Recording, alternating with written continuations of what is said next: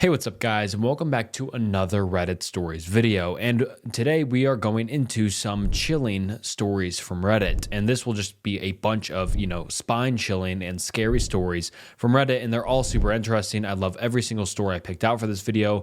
I love them all, and I'm sure you'll love them too. And I'm glad you're here. And these stories are great to listen to whenever you're sleeping, relaxing, studying, or just want to listen to a scary story. It's perfect for all of that. And I'm just glad you're here. And thank you so much for watching. And also, before we get into the video, please like the video and subscribe to the channel. It's the channel's goal to be at 500,000 subscribers. So it would be awesome if you subscribed and joined the community. And yeah, all right, without further ado, let's get into some chilling stories from Reddit. I just found my wife outside. I'm sitting here freaking out. It's 3:17 a.m. and I just found my wife outside. This is going to be a mess as I'm still shaking, but let me explain it as best I can. So a bunch of years ago, we lived in another house. One night I woke up in the middle of the night because I heard noises coming from the other half of the house. I quietly opened the bedroom door and immediately saw a light on in my wife's study, which was situated next to the kitchen. The house we lived in was a few blocks away from the bad neighborhood, so my immediate thought was that someone had broken in and was going through the stuff in my wife's room, as my wife had come to bed with me several hours prior, and as far as I knew, she was still in bed. I crept through the house and was ready to confront the person in the room when I realized that it was my wife. In my half-asleep state, I just assumed she was still in bed. Turns out she had woken up, couldn't get back to sleep, and went to her room to browse Facebook or whatever for a while. I'd almost confronted my own wife thinking she was a burglar. Now, in our current house, we have a screen door and a wooden door. The wooden door has a deadbolt on it, and you have to make sure that you take the house keys with you, because if you close the wooden door, you're not getting back in unless you grab the hidden spare key or knock on the door/window to be let back inside. So it's about an hour ago. I'm woken up by the front door rattling. I immediately grab my phone and pull up the security camera located right by the front door. To my surprise, I see my wife standing there, kinda shivering. It's definitely her because we've been married over a decade and I know what my wife looks like. She's dressed in the same clothing she wore today, a red top and black pants. 100% her. I didn't know what she was doing outside, but she is. Confused, I roll over and that's my wife fast asleep. Remembering the incident in our past, I use my phone screen to shine a light on her and confirm that it's definitely her and she's definitely in bed. At this point, I'm really confused. I get up and make my way through the house to the front door. As I walk into the lounge room, our cat looks up at me, half asleep. Normally, she's super curious about stuff going on outside, and I have thought of that hearing the screen door rattling would have caused her to be at the door trying to see what's going on, but it's as if she hasn't heard a thing. I stand by the door and call out, "Who is it?" "It's me. Hurry up and let me back in. I'm freezing. I went outside because I heard something but forgot to take the keys in my bag with me." That absolutely sounds like my wife. Accent, intonation, knowledge about where her set of keys are. Everything, but I'm not convinced because I've just seen her sleeping in my bed with my own eyes. "Hold on a second," I tell her. Now I'm heading back through the house and into the bedroom. I wake up my wife and say, "This is really fucking weird. You have to see this." I open the camera app and show her the front door. She's still at the door, looking around, wondering what I'm doing because all I need to do to let her back in is turn the handle on the deadbolt and open the door. My wife says, "What the fuck? Was that recorded?" I tell her, "It's not. This is live. You're standing outside by the front door. I just went down there and asked who it was, and your voice told me it was you and that I should let you back in because you're freezing and you left your keys in your bag." My wife gets up and peers through the bedroom window. As you can just see the front door alcove from there. She gasps and pulls the curtain shut. She turns around and I'll never forget the look on her face as long as I live. She's terrified. "That's me," she says. At this point, I'm freaked the fuck out. I'm wide awake. I'm speaking to my wife and I'm physically touching her while trying to peer out the window with her. But there she is, standing outside in the very outfit she wore today. Same hair, same glasses, same everything. We walk into the lounge room and grab the big torch I have. It's a big, sturdy metal, super bright light, great for blinding people and hitting them if they get too close. We stand by the door again. "What's your name?" I ask. She tells me her full name, including her middle name. It's correct. "What's your birth date?" she tells me. It's also correct. "What did you have for dinner tonight?" She tells me this too and tells me that I cooked it. This is right too. I can hear my real wife standing next to me, trying to control her breathing as she's scared out of her wits. I nudge her and whisper, "Ask her something only you would know." After a moment to steady herself and think of something, she speaks. "When we last stayed with my parents, what change had Dad made to my old room?"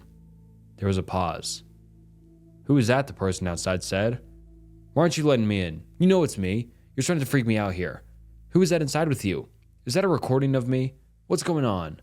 I said, "Answer the question. What change had been made to your room when we last visited?" Another pause. Then finally, there was a second bed added, as Max and Damien, my brother-in-law's two kids, sleep in there while visiting Mom and Dad. There's an audible gasp from my wife next to me. Now we're both freaked out. I grab her hand and lead her back into my bedroom and turn the lights on. We're still awake watching the cameras. The other person walked towards the backyard, presumably to grab the spare key. But that was about 40 minutes ago, and I haven't seen them since. I'm too shit scared to go to bed because I'm scared that this person, who knew everything about my wife, will find the spare key and enter. I don't know who the fuck they really are or what they want, but I'm not sleeping. 11 rules for dipshits who bought a haunted house. Well, you really screwed up this time, didn't you? You found a gnarly deal on a beautiful home that almost seemed too good to be true, and you jumped at it. And now that you're all moved in, you've started to notice some anomalies. You know the type, the spooky dooky anomalies of the supernatural persuasion. Bumps in the night, doors opening and closing by themselves, auditory hallucinations of voices and whispers. It's more common than you may think, but not everyone realizes the danger. These signs could be proof that some forsaken lost souls inhabit your property. Maybe the previous grandmother self-immolated in the attic. Maybe dear old dad went suddenly insane and repainted the house with the blood of his children. Or mom tried seducing demons in the basement. If this sounds even vaguely familiar to you and you are looking to the good old internet for help, then you've come to the right place. You see, I have this friend, had this friend named Nathan. A couple months back, Nathan found a house for sale in southern Georgia. It was nestled along a remote stretch of woods just outside of Waycross. It was a historical area, an old colonial-style home just under 5,000 square feet. 6 bed, 6 bath with white picket fences and a dozen acres. The quintessential American dream house by all accounts. The price was unbelievably low, but after Nathan contacted the real estate agent, he found that the price he had seen listed was indeed the price that was being asked. For most people, I imagine this would have raised some pretty big red flags, but Nathan was an idiot. The confident type of idiot that believes machismo is substantial for conquering all of life's obstacles. I know it's not kind to speak ill of the dead like that, spoiler alert, but I'm just trying to give an accurate portrayal of the kind of person Nathan was. You know, the alpha male who hits on your girlfriend, lives at the gym, and probably spanks his meat to his own selfies? For people like Nathan, friend is really just another word for ego reinforcer. He was cocky and often let pride get the better of him. His wife Janelle was actually my ex-girlfriend from a while back, but bit of a skank, but practically a supermodel. They had 2 kids, Natalie and Mason, who are both spoiled brats. Again, I'm just trying to give an honest perspective of them in hopes that we may all learn something from what happened. You see, what happened to Nathan, which I'll get into later, was something which I believed could have been easily avoided if only he had followed a few simple instructions. After the funeral, I got to pondering on the matter and realized that what we all really need is a set of rules to follow if you believe your house is haunted. Let's begin. Rule number 1. When looking to purchase or rent a house, always ask for the history. Odds are if the house is being offered at way below market value, then there's a very good reason for it being that way. Nathan didn't do this and thought that the under market price was simply the universe handing him something he didn't really earn, as it often seemed to do. Nathan jumped at the offer, and within a few weeks, he and his family were approved to begin moving in. I volunteered to help him move in, and I'll be honest, the house was absolutely gorgeous. Things were great for him then at first, but Nathan soon started noticing some odd occurrences. It started with this knocking sound that seemed to reverberate all over the house at odd hours. He said he could never seem to pinpoint where it was coming from, and it never seemed to originate from the same place twice. Eventually, he just chalked it up to the house settling, but that was just the beginning. Rule number 2, trust your gut. Your home is the last place you should feel uncomfortable. If you get that inkling of discomfort in the back of your mind that never seems to fully dissipate, pay attention to it. It's probably your subconscious trying to warn you. Nathan tried ignoring these sounds, told his wife that it was just normal, or the wind, and comforted his children when they felt scared. He had 2 dogs, Rusty and Sailor, both of them black labs, and both seemed to become very anxious after moving in. Nathan did his best to get medication to help the dogs relax, but it didn't seem to do that much. This brings us to rule number 3. Along with your gut, you should also trust your pets. Animals have instincts far greater than humans. It's been said that man is the only creature who will sense danger and still wander into it.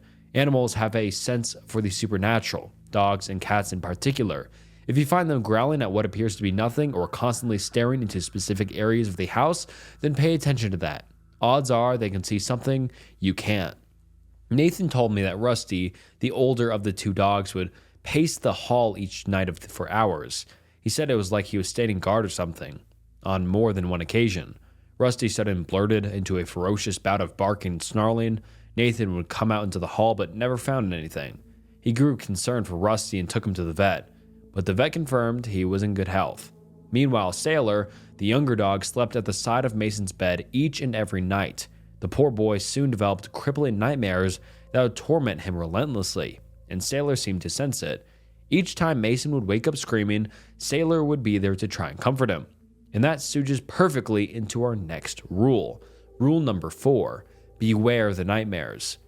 Young children are similar to animals in the way that they seem more perceptive to things that adults are not. This one can be difficult because there are many root causes of nightmares with things like anxiety, depression, and other mental illnesses. The telltale sign is whether your child suddenly develops them soon after entering the home. Poor Mason had absolutely horrific dreams, and night after night he would be tormented by them. He often spoke of the blurry man that came to him while he slept and whispered terrible things. He even said that sometimes he would see the blurry man while he was awake, but never more than a glimpse, and always in the shadows or outside in the woods.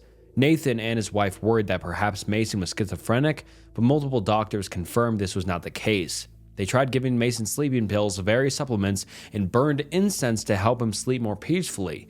It worked for a while, until Natalie started having them too. Rule number 5. Try to determine what kind of spirit you're dealing with. If you see flashes of a small child running through the halls at night or orbs spiraling in the air, then odds are your ethereal neighbor is rather benign. Some people even discover they rather enjoy life with a spectral roommate and find their antics to be rather interesting. Most believe that spirits who pass away before completing what their soul desired will become stuck in a sort of purgatory. Many are scared, confused, and angry, but some, primarily young children, seem to be almost jubilant at times.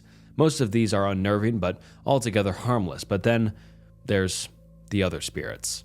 Rule number 6. If you or any member of your family developed inexplicable bruises, cuts, or lesions, then do not take them lightly. This should be a massive red flag and is a very bad sign. If you feel as though you are being attacked at your sleep and wake up with unexplained scratches or wounds, that just get the hell out of the house. Honestly, a malevolent spirit capable of inflicting physical wounds is not something to be trifled with. Odds are it's a demon, and honestly, that is the best case scenario. There are other non-Abrahamic related entities that could be responsible as well. They are very rare, but if encountered, well, I'm afraid even my handy set of rules won't be enough to stop them. Natalie and Mason suffered multiple scratch marks, wounds, and even a few bruises that almost looked like bite marks. Nathan's wife Janelle was also subjected to these attacks. The children's teachers at school began to notice and became quite worried for their safety.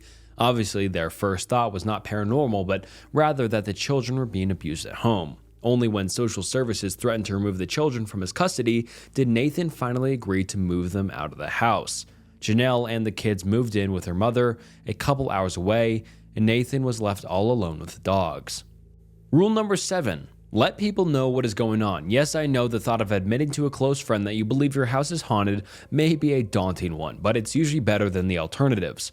The modern world rarely takes these claims seriously.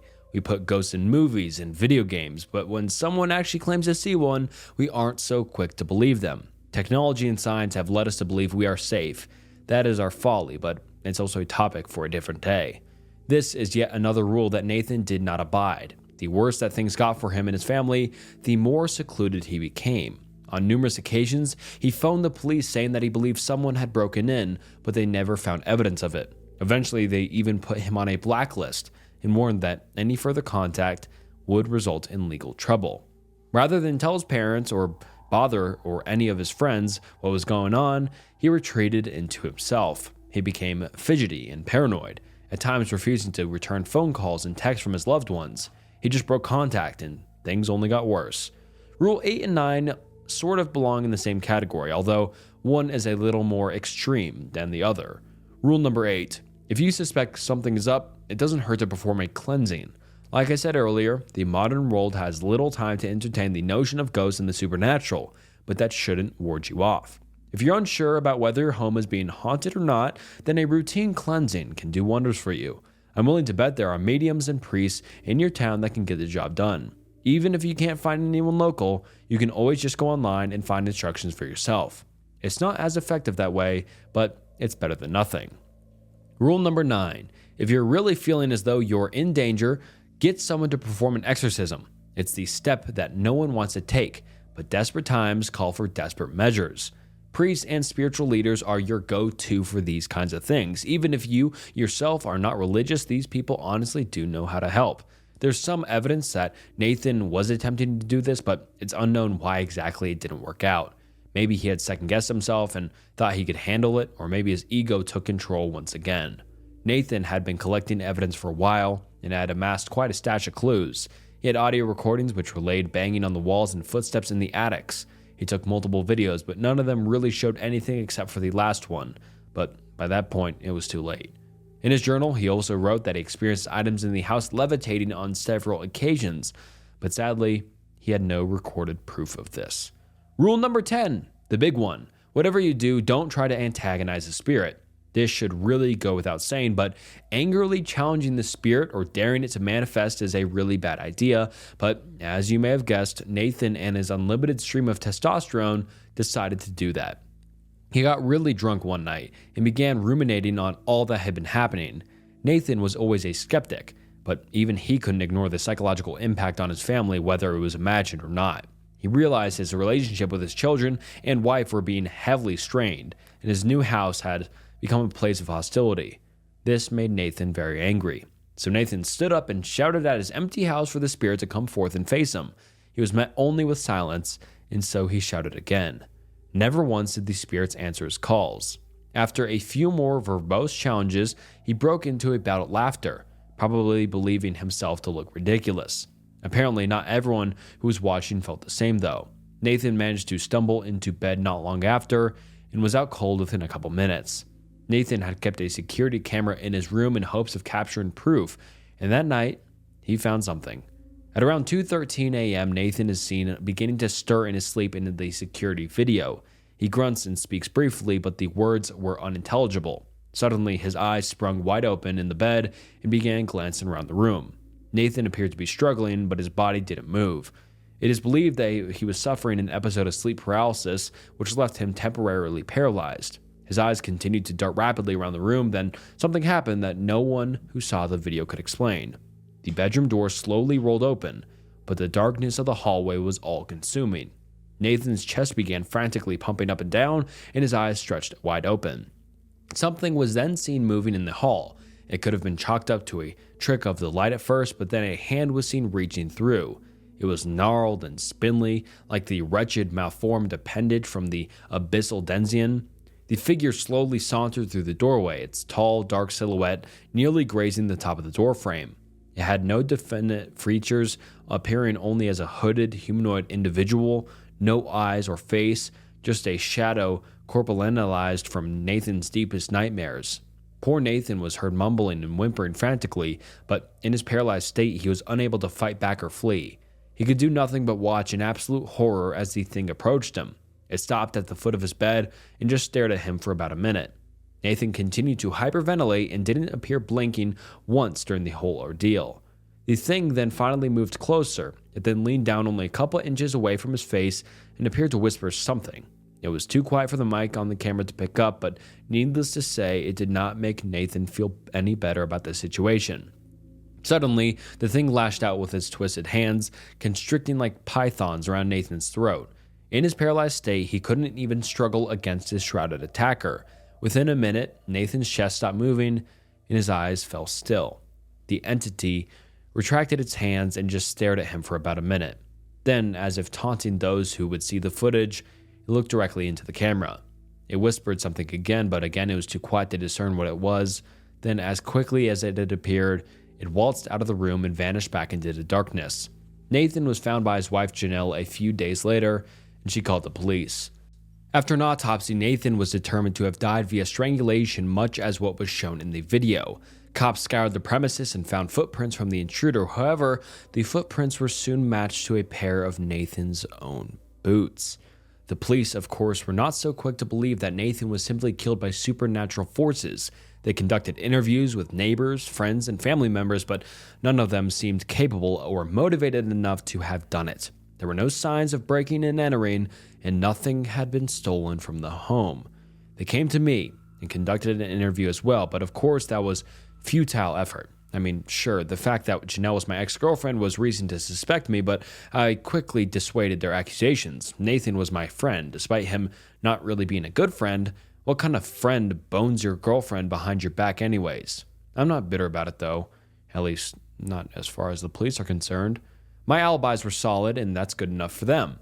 This brings us to my final rule. Rule number 11. Make sure you exhaust all other options before coming to the conclusion that your house is in fact haunted. If only Nathan had taken a little more time to investigate his home and himself more thoroughly, then maybe he'd still be alive today. Maybe he would have found the mini wireless speakers hidden in his attic to play the sounds or knocking. Maybe he would have found the patches in his air ducts that leaked mild doses of hallucinogenic drugs into his home. Maybe he would have detected the dog whistle alarm that caused his dogs to react so strangely. If he bothered to check himself, he may have found the trace amounts of zacamethinium, a paralyzing toxin that once ingested will leave the person immobile yet conscious to all pain. It would have been difficult to find, as even coroners do not normally test for the substance unless specifically requested. No matter how you really slice it, this entire ordeal really comes back to Nathan himself. If only he had been a better person and not constantly demeaned his peers at every turn. If only he hadn't been so stubborn and proud. If only he hadn't gone behind my back and boned my ex-girlfriend, thus ruining our future and sending me into the spiraling depths of crippling depression, then maybe I would have helped him. So you may be wondering, is this my confession? No, of course not. This is only my list of suggestions and rules for how things may have turned out differently for Nathan and his family. These are all hypothetical explanations and are in no way to be considered incriminating evidence to be used in court against me or anyone else for that matter. Besides, if this really was a confession, then that would make anyone who read it an accessory to the murder, and we certainly wouldn't want that. I hope you can understand that, and I do hope that we can trust each other in this regard. My dad is a chair. The title doesn't lie.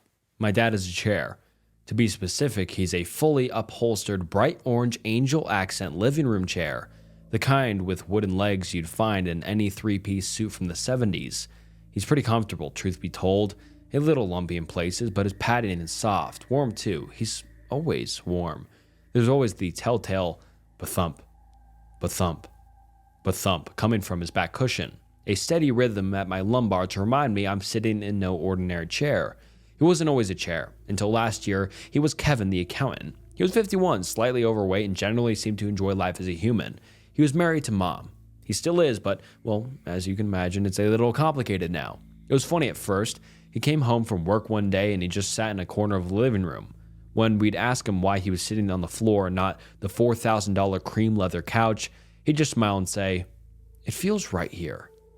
It stopped being funny the morning he didn't go to work. Turns out he hadn't slept the night before. He'd been watching a movie with Mom, but hadn't gone with her to bed. She left him sitting in his spot, unsuspicious of the "I'm not tired, I'll be up a little later" lie. She and I both begged him to get up, but he refused to move. Phoned in sick at work, the whole deal. Just spent the day sitting on the floor in his corner. We kept asking him what was wrong, why he wouldn't get up except to use the bathroom. And he just kept saying, No, this feels right." Mom phoned the doctor around the third day of this. He'd stopped eating or drinking, you see. Stopped getting up to use the bathroom, too. Surprisingly, though, there weren't as many accidents as you'd think.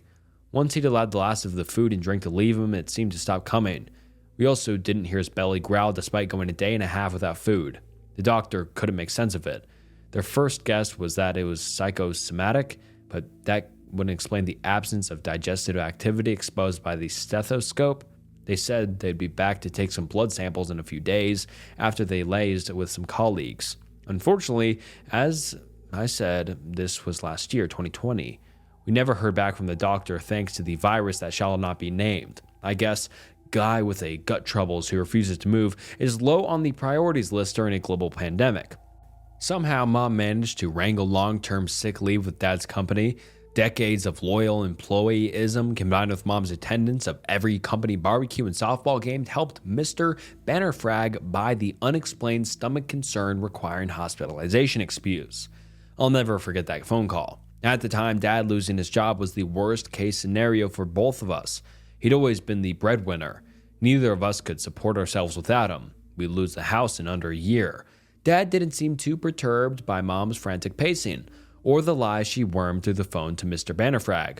He just stared at the wall sincerely, hovering his butt half a foot from the carpet, balancing with his legs bent and his hands flat on the ground behind him.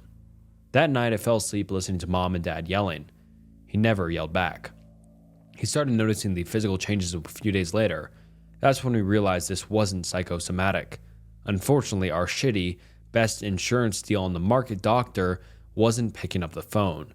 We'd get passive-aggressive emails informing us they were waiting to hear back from colleagues, but that was it. This was not good, especially not when the joints in Dad's arms and legs had fused. The not goodness of the doctor's silence increased 1,000-fold when we sent photos of Dad's hands and feet flaking off like discarded spider husk the following week. Did the response change? No. We got a very snipey email about shortages of ICU wards and the critical international situation. Mom shouting match with the chief of medicine, the one she demanded her way up the phone chain to speak to, didn't change things. We were on our own. Mom spent all her time in the living room with Dad. I'd help her wash him, try and make him eat, talk to him when she'd tire out and fall asleep on the rug. Every day of his routine brought with it new changes in Dad's body. It started with his limbs. As you can probably guess, when his hands and feet fell off, there was no blood. They flaked apart, crusty and dry and brittle throughout. Even the bones of his toes and fingers had the density and consistency of dead skin. The wrists and ankles they left behind were smooth and hard. It was difficult to tell whether we were looking at a flesh or exposed bone. The dark shining surface seemed to blend into his normal arm at the base of the stumps. This discoloration would rise further up his limbs daily. And before long, I awoke to see Dad's head and torso fused to the wooden chair legs supporting my weight while I write this. Well, I use the term Dad's head and torso in the loosest possible sense. By the time his limbs were completely replaced, the rest of him had undergone a slow, harrowing transformation of its own. His shoulders and the arms attached to them descended lower and lower. They found their final resting place at Dad's pelvis, sat squarely behind his rigid legs. The chest area they'd left behind had its own problems. Day by day, Dad's neck retracted further inwards. It didn't stop when his jaw met collarbone either. It pulled Dad's head deep into his ribcage. His face flattened as the skull supporting it sank, forcing his eyes to point in opposite directions. Eventually, they slid down to where his nipples once lay, resting glassy and vacant on his pecs. The change wasn't quick enough to break his jaw, though. Instead, it bent outwards, its hinges spreading wide across Dad's broad chest. Each morning, I'd find Mom sobbing over a fresh, unnecessary piece of himself he discarded. Hair, eyes, ears, nose, his thingy, all of them flaked off and crumbled to dust in her hands. He lost the ability to speak as his head withdrew. Unsurprising though, right? He made his intentions clear before he went. The last words he ever said to me, "Don't cry. I am Chair. Always was Chair. Happy as Chair." That was the worst part, I think, knowing that whatever the fuck was happening to Dad, he wasn't resisting it. That when he'd got the initial urge to sit in the corner and not get up, he didn't fight it. That he was happy this way. The implication being that when he was human, when he was a father and a husband and an accountant, he wasn't. Sadly, I still don't know why or how Dad became a chair. I didn't post any photos, you see. Mom wouldn't let me. Didn't want the embarrassment. Wanted to keep Dad's dignity intact. Thing is, I agreed with her, and kind of still do. I'm glad I didn't go to the socials with pics of Dad at various stages of his journey. The temptation was there to see if anyone could help.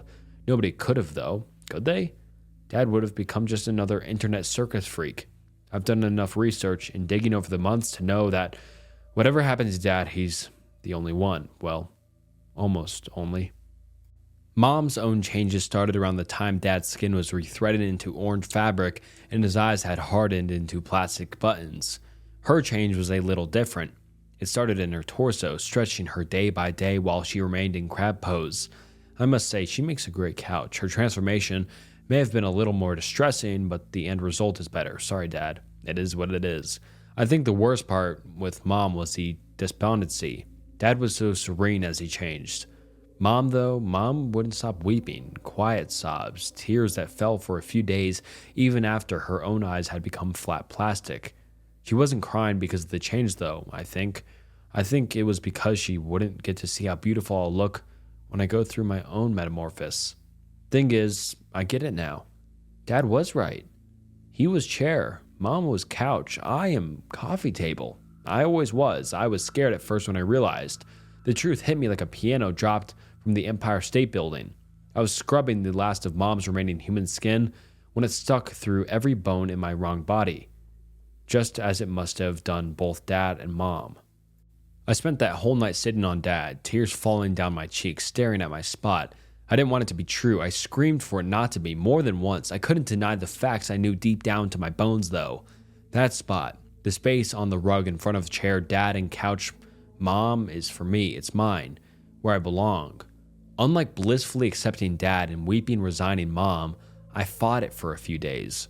I'm not like them. I'm only 17. I have had dreams, ambitions, goals. I wanted to go to college, settle down, marry some lucky guy, be a mom. I wasn't ready to give up my human form. I spent my nights begging for more time. Nothing answered. The urges didn't abate. My awareness of reality, now the illusions had been swept away, was too great.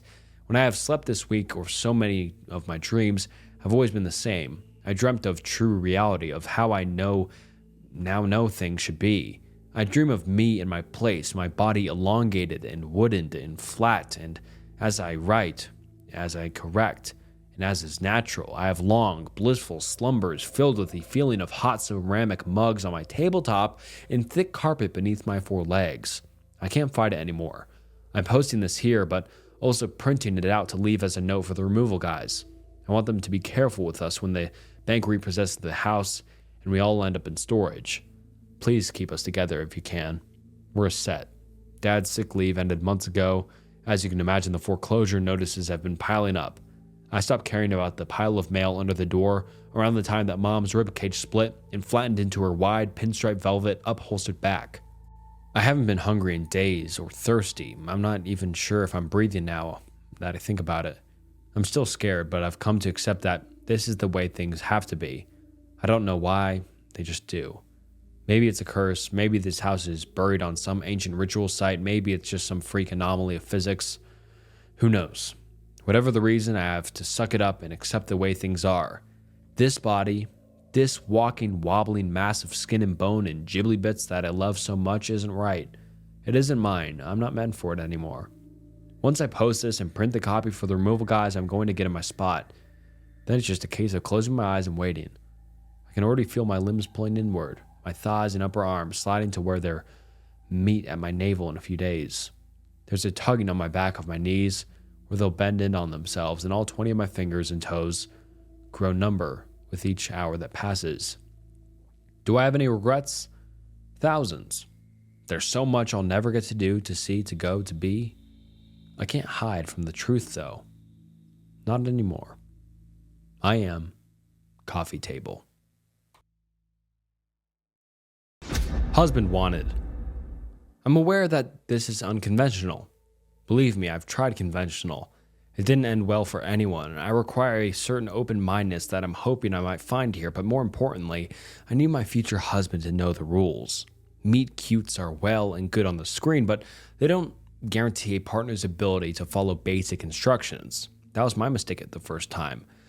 So, begging your pardon for my bluntness, I'm going to be clear about my requirements. Please read carefully.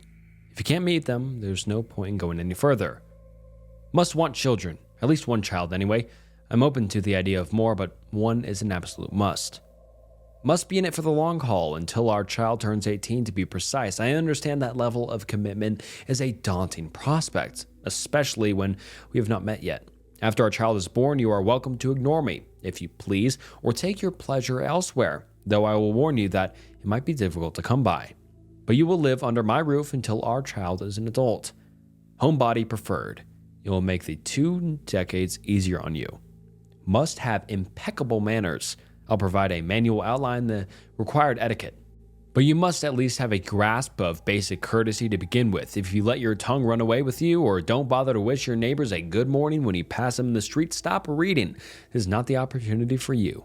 Seriously. This is the part where I should talk about myself, but let's face it, this is hardly a romantic proposal. I require commitment up front, and there's no guarantee that once we do meet, we'll even really like each other. If we do, fantastic. It'll help the years fly by. If we don't, you'll still have the main prize, years of free rent, expenses, free living, and the Old Oak Hotel. A sanctuary has stood in this spot in one form or another since before the ley lines. During its tenure, it has flooded, put to flame, and pounded into dust. Time and time again, it has been reimagined and rebuilt. Most of the current building dates back to Victoria's reign, though the oldest parts were constructed in the 13th century. At the very bottom of the garden, cut into the surrounding hills, there's a cave bearing handprints of red ochre.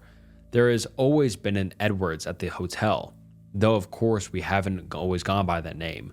You would think a family so tied to one place would do a better job of keeping records, but no one is certain of our origins. Perhaps it was a cosmic bargain, or perhaps mere luck. Whether good or bad, I have never been able to decide. Either way, our presence is required. Throughout our spotty past, there's a story here and there of an Edwards deserting their post, and it always coincides with a particularly brutal period of history. I inherited the position 5 years ago, at midnight on my 18th birthday. My parents took their already packed suitcase and left. I don't blame them for their abandonment. I intend to do one day the same thing to my, or hopefully, our child. They send me postcards and photos from time to time, always smiling on sunny beaches. Money isn't a concern for them. That's part of whatever mysterious deal our ancestors made. When a caretaker leaves in good standing, they will never want for anything again. They could travel the world for the rest of their lives, always sleeping in the softest sheets and dining in the finest restaurants, and never find their pockets empty. Keep this point in mind, for if you can meet my requirements, you will share my good fortune. And what must we do in return? I can all but hear you scream the question. Why? Very little. The presence of Edwards ensures that the guests can't stray from the hotel grounds. Most of our guests are live-in residents, though we do get the occasional walk-in. Where they come from, I don't know, for we are not visible to most people who stumble upon our lonely corner of the world. I've come to believe the hotel chooses to reveal itself when it's lacking entertainment, or to fill a need. Jimmy, my first husband, was one such guest. For the most part, the guests are harmless. They'll give you a little fright from time to time, popping out from a wall or turning your bathwater into blood, but I find it hard to hold it against them. I found 23 years here dreary. I can't imagine how bored I'd be after 500. There are a few exceptions you should be aware of. Eric, our resident serial murderer, he claims to have been Jack the Ripper while he still drew breath, but I think he's just a blowhard. He knows better than to harm an Edwards. But I'm afraid spouses are fair game. Years ago, my grandmother managed to confine him to the 4th floor, so you will be perfectly safe from him as long as you never set foot there. Occasionally, the lift will stop on that floor even though you haven't pressed the button for it. Do not get out, even if the lift appears to be on fire or starts filling with murky water. Wait for the doors to close again, then go to another floor. It should only take a few hours. The thing in the cellar. I don't know what it is. No one ever has. We only know it eats rats and must be fed once a day. If I'm ever ill or incapacitated, this task will fall to you. Harvest the rats from the traps in the garden, then stand at the cellar door and throw them down the stairs. Do not walk down the stairs and do not forget to feed it. You don't want to be the first person to see its face. Mrs. Jones. Old-fashioned and a stickler for manners. She's the reason I'm advertising for a husband rather than a boyfriend. She won't abide a couple living in sin under the same roof as her. Really though, she's a sweet old thing, full of stories about the war and always ready to help if I get stuck on a recipe. I don't blame her for what happens with Jimmy at all. I'd warned him enough times. Guests aside, there are other rules you will need to follow to ensure a safe, satisfactory stay at the Old Oak Hotel. They are listed in a book that has been repenned many times over the centuries. If you choose to accept this opportunity, I will insist that you read it until you can recite the pages word for word. However, there are some rules so critical for your survival that I feel compelled to list them here. With the exception of the 4th floor, you are welcome to roam the hotel and its grounds as you please, but you must never set foot outside of our land, not until our child is old enough to fulfill their duties. If I were to do so, it would unleash pandemonium. Plague, peril, perhaps another world war. I'm afraid you would be less crucial to the fate of the world, but it would certainly be a personal disaster. Never look in the mirrors in room 33. I've touched this point already, but it bears repeating. Never be rude to Mrs. Jones. Failure to observe that last rule is what got Jimmy. She dotted on him. I think he reminded her of her long-dead son, for she pampered him as if he were one of her own. Each morning she had breakfast ready for him before I had so much as opened my eyes, and she developed a habit of trailing along after him, complimenting his skill as he oiled rusted hinges or set a crooked picture straight. At first, Jimmy basked in the attention, but by the end of his second month, he was growing bored of Mrs. Jones, me, and the hotel itself. We pride ourselves on our facilities. If you need more activity than a turn around the green, we have a lovely indoor pool. It freezes over every now and then, but most of the time it's perfectly usable. Our library is unmatched. Although the room is cramped, it has every book imaginable. You only need to think of a particular title, and it will appear on one of the shelves. And now that I've dragged us kicking and screaming into the 21st century, we have a wide array of streaming services. It wasn't enough for Jimmy. He wanted to go out, eat in a restaurant, watch a film in the cinema, see any face other than the ones he was surrounded by every day. He began having a drink each evening. One drink turned into several, and after a few weeks, the bar became his permanent residence between dusk and midnight. He wasn't the only one getting bored. I had been thrilled when he first arrived, ecstatic when he agreed to stay. How marvelous to feel real flesh beneath my fingers after 5 years of only the dead for company. What a relief to have some assistance in the many tasks required to keep the hotel running as it should. The more he drank, the less inclined he was to help or even spend time in my company. He no longer visited my bed, choosing a room for himself on the opposite end of the floor. When our paths did cross, at best he would ignore me. At worst, he would nitpick or outright rail against me, blaming me for his captivity. Still, I made an effort to be present whenever he frequented the bar. As lovely as Mrs. Jones can be, she does have a tendency to nag. Before and after her death, she was close to teetotal, only consenting to take a single sherry at Christmas, and drinking outside of special occasions is something of a bugbear of hers. Think of your health, dear, she would tell Jimmy briskly. You'll miss it when it's gone. Or, how about we switch to a nice apple juice now? You've had quite enough to drink for one night. Most of the time, Jimmy managed to pull himself together enough to flash a charming smile and distract her with a compliment about her latest meal. But after one drink too many, I noticed him gritting his teeth and just barely managing to hold his tongue. It was better if I was present, playing the dotting wife. I insisted on pouring his drinks, watering them down on out of sight. When Mrs. Jones' nagging bordered on relentless, I could always distract her with a game of gin rummy.